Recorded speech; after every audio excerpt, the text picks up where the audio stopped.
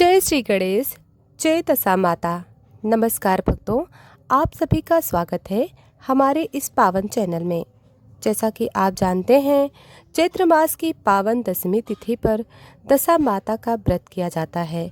कहा जाता है कि जो भी श्रद्धा और विश्वास से माता की कथा सुनता है, उसके जीवन की बिगड़ी दशा सुधर जाती है।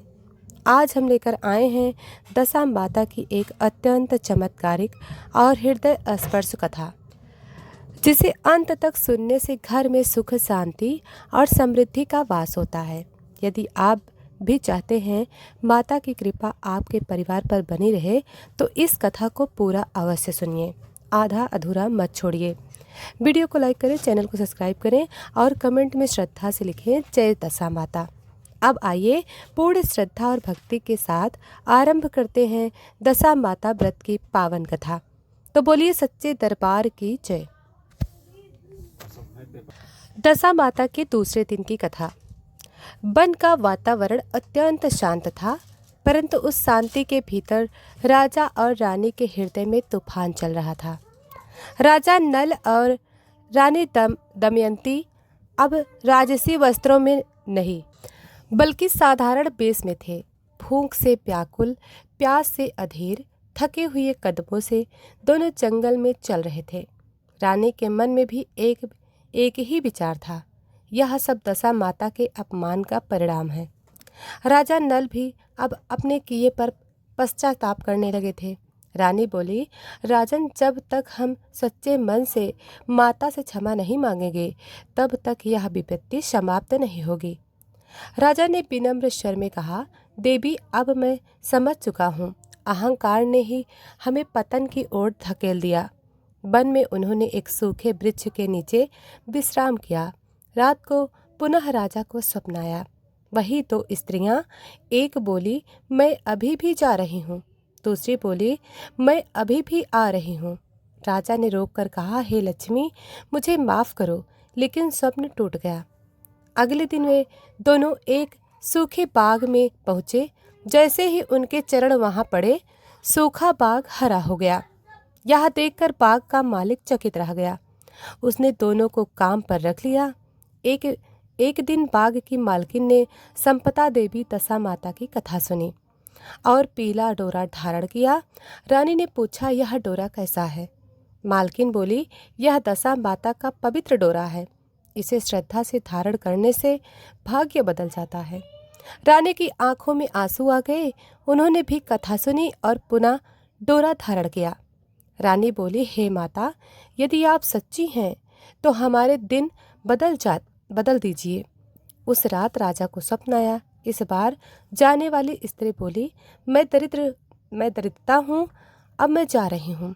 आने वाली स्त्री बोली, मैं लक्ष्मी हूँ, अब मैं वापस आ रही हूँ।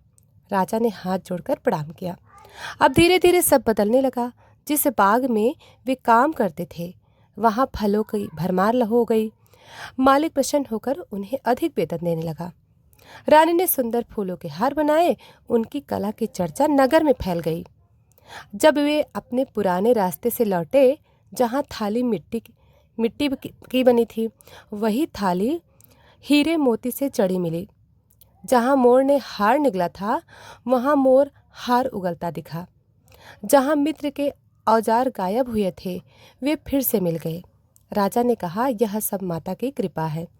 जब ये उस स्थान से गुजरे जहाँ पुत्र को सर्प ने डसा था, वहाँ उनका पुत्र खेलता हुआ मिला।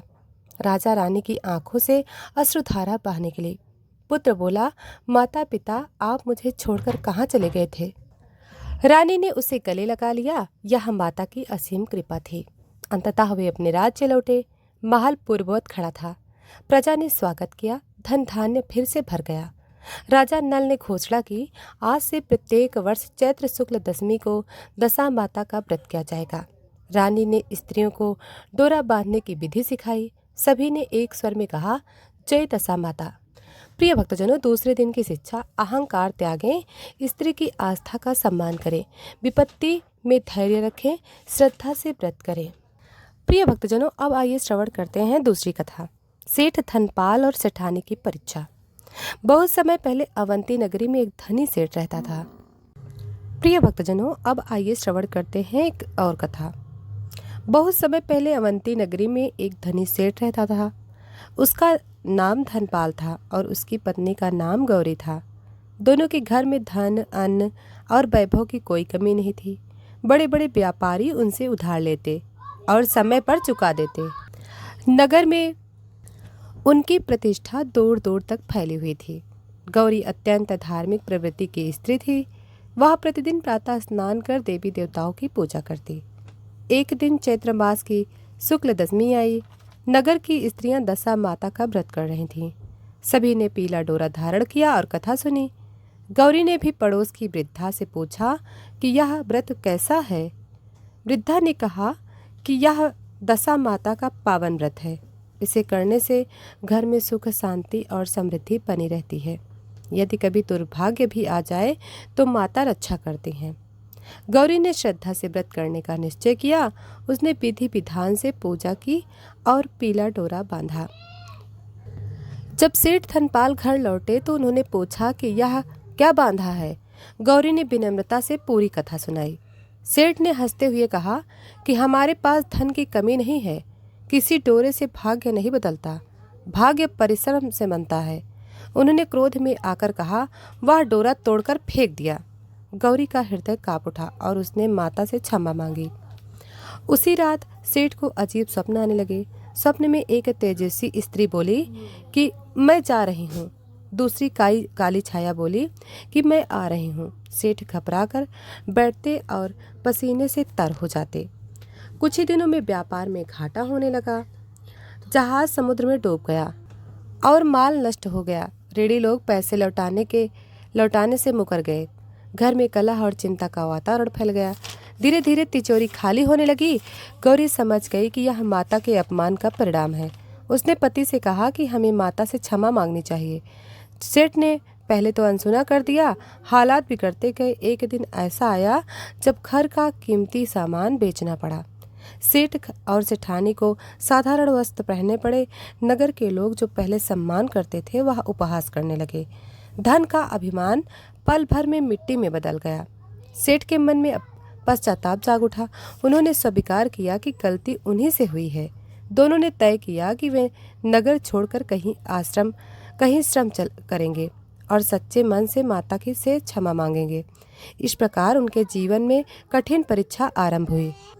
सेठ और गौरी नगर छोड़कर दूरस्थ वन में पहुंचे। वहां उन्होंने एक झोपड़ी बनाकर रहने का निश्चय किया।